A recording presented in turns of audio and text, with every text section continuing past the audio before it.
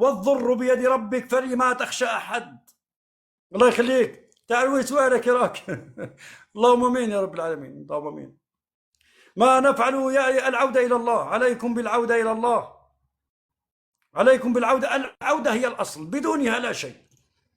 إن شاء الله رب العالمين توحشناك. الدين وكذلك نتكلم عن الدين. الدين ليس كما يقولون قميصا ولحية ولا لا لا. الدين حياة، الدين أخلاق، الدين معاملة حسن. النبي صلى الله عليه وسلم عندما سئل عن الإسلام قيل يا رسول الله ما الإسلام؟ هل قال الإسلام لحية؟ هل قال الإسلام حف الشوارب؟ هل قال لا؟